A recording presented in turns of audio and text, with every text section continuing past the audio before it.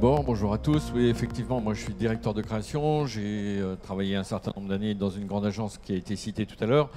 Je suis aussi chargé de cours à l'IIM, chargé de cours à l'Académie Charpentier. Et donc j'ai la chance de voir par ces cours que je donne aussi d'avoir des remontées sur ce qui se passe sur les réseaux sociaux et de voir un petit peu comment les élèves voient le packaging et voient l'emballage. Et je ne vais pas commencer par du PowerPoint à la papa.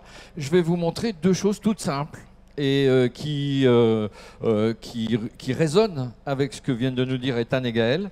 Je suis allé, notre agence est située juste derrière pas le Bon Marché, mais comment on appelle ça, le BHV Marais. Et je suis allé acheter des trombones. Et en même temps, j'ai dû prendre quelque chose pour un clavier de Mac qui était cassé. Donc on m'a donné, chez Boulanger, qui a un shop-in-shop, m'a donné un carton, enfin un sac en papier tout à fait recyclable. Et par contre, les trombones que j'ai achetés, eh ben, ma foi, elles vont aller nourrir le 7e continent. Parce que il va falloir le jeter, il va falloir le mettre quelque part, ça ne va pas être recyclé. Et le trombone est un produit hyper basique. Je crois que la boîte de trombone ne coûte même pas 1 euro. Donc ça m'a fait sursauter. Et je me suis rendu compte qu'il y a 3 grandes choses que les consommateurs souhaitent, qui sont vraiment une tendance de fond. Après, on va regarder, on va l'illustrer, on va regarder comment ça se passe en agence, on va voir le processus de création, on va montrer la dichotomie qui peut exister entre la réalité d'un marché, la réalité de ce qu'un client souhaite et puis ce qu'on peut faire en vrai en production. Ici, il y a des tas de gens qui peuvent faire des tas de choses en production. Mais dans la vie quotidienne des agences, il y a vraiment un stretching qui est quand même encore assez fort. Donc on va voir des exemples qui sont à la fois des échecs et des exemples qui sont des réussites. On apprend autant des échecs, vous allez le voir. Mais il y a 3 points qui structurent fondamentalement les 10 nouvelles années qui sont en train de s'écouler. Ces 3 points, c'est la sincérité, l'authenticité et la traçabilité. Il faut qu'on soit sincère dans ce qu'on raconte, dans ce qu'on donne au public. C'est terminé les discours trop marketing. Vous avez tous un bac plus quelque chose. Tout le monde est capable de décoder le marketing à la papa. Donc il est hors de question d'être insincère. C'est pas possible. Le deuxième point, c'est l'authenticité. Ça, vous allez le voir. On va vous montrer un exemple sur ce qu'on a réalisé pour Carrefour Reflet de France.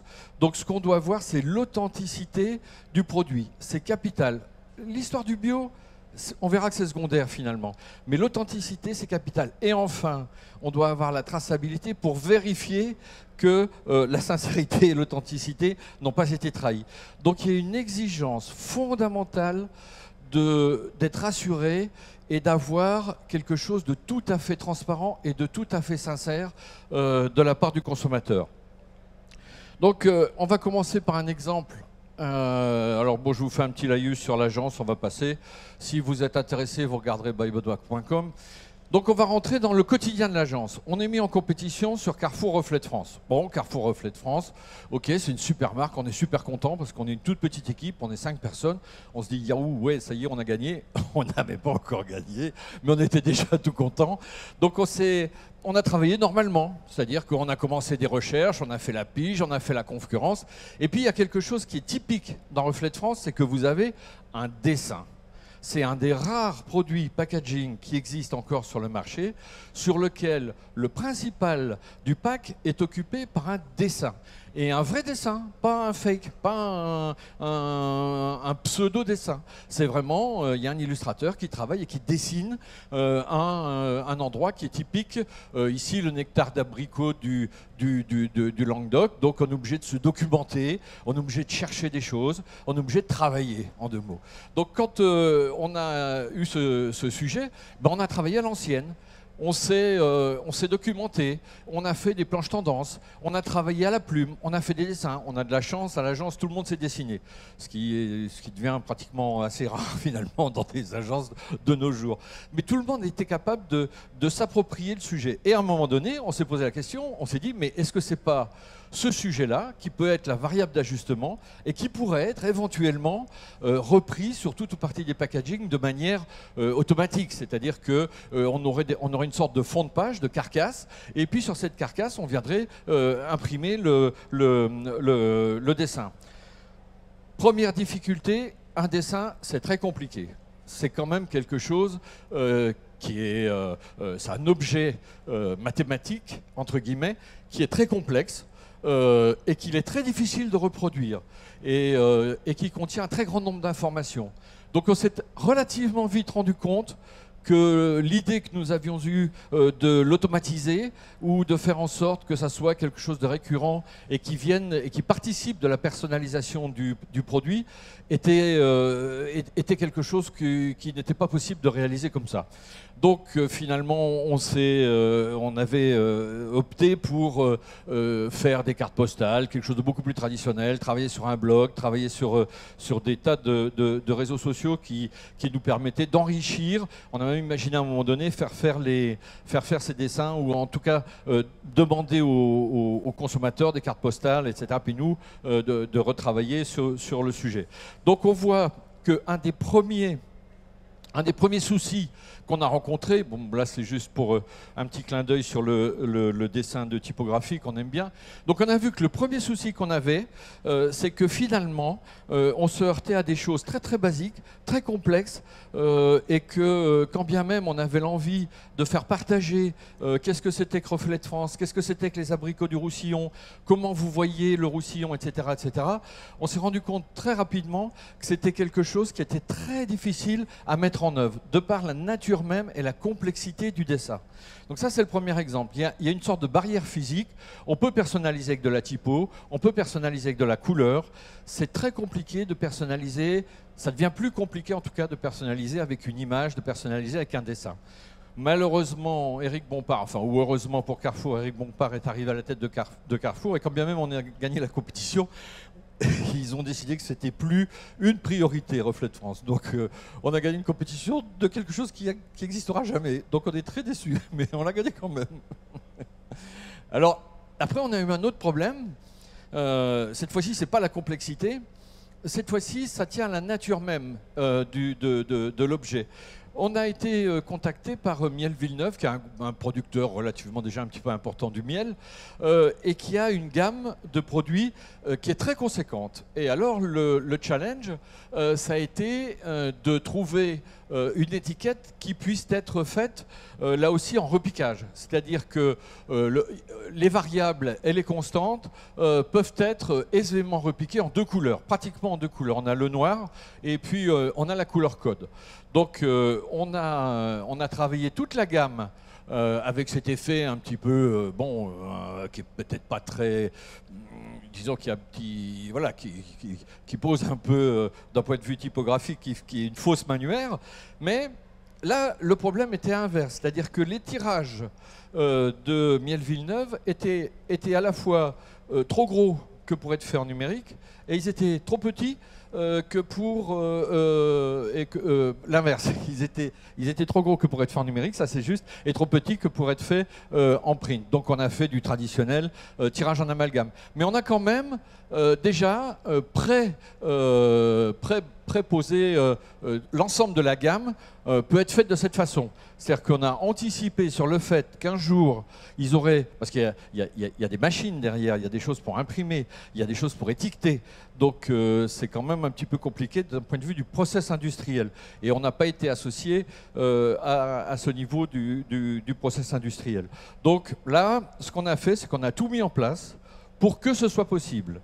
Mais pour l'instant, on n'y est pas encore. Alors après, on rencontre dans la personnalisation parfois d'autres types de problèmes auxquelles une agence n'est pas spécialement préparée. Elle est pas, on ne nous a pas dit, oh bah tiens, vous allez faire des grandes meules de comté. Les meules de comté, il faut savoir que le dock d'Exé, il fait quand même plus de 60 cm de diamètre. Donc c'est quelque chose de très imposant.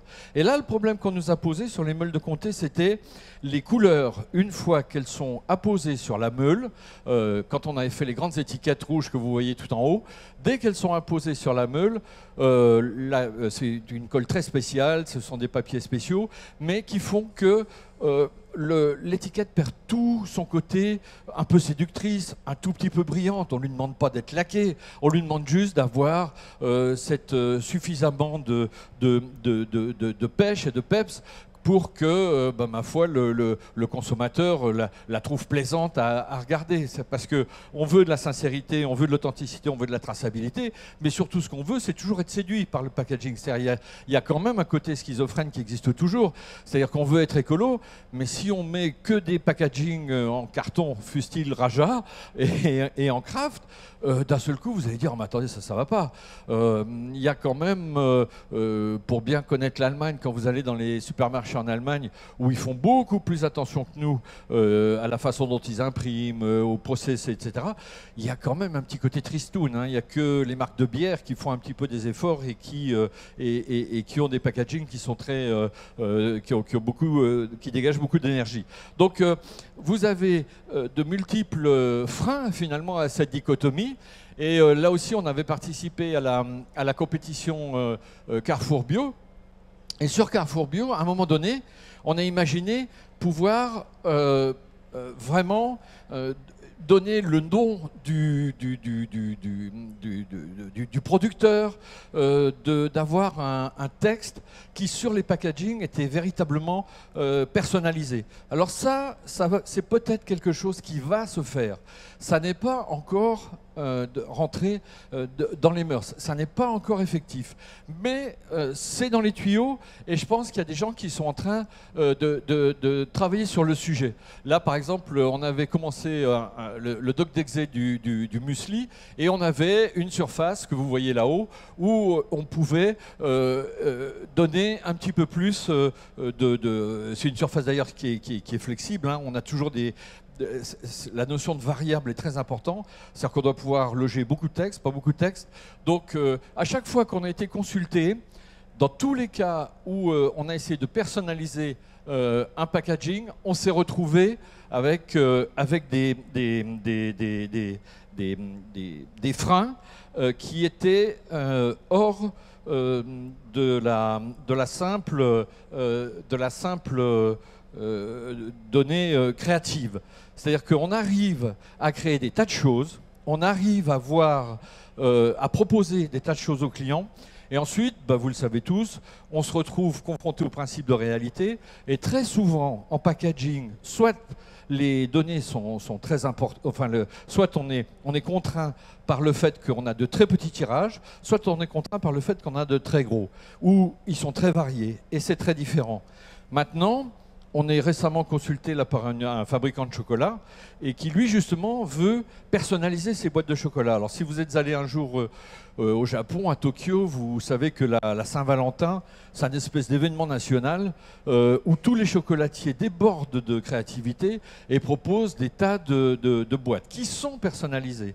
Les Japonais les personnalisent avec des noms, avec des tas de choses. C'est l'effet Starbucks. C'est-à-dire qu'à la fin, on finit par mettre ton prénom à la main, tout simplement, parce que c'est encore la solution la plus facile. Mais ils font ça très très bien. Donc ça, c'est en train d'arriver petit à petit sur des produits aussi complexes que des boîtes d'assortiment et des boîtes de chocolat.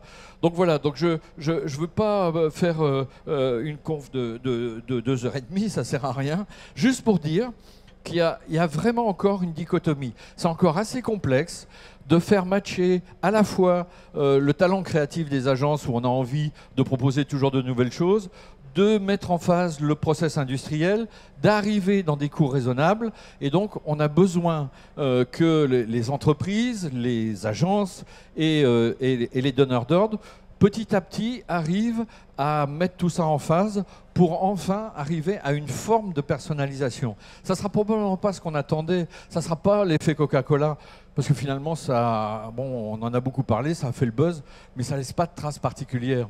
Par contre, au filtre des 3 items que j'ai cités au départ, vraiment de la sincérité, de l'authenticité, de la traçabilité, alors là, il y a une place à prendre pour la personnalisation du packaging. Merci.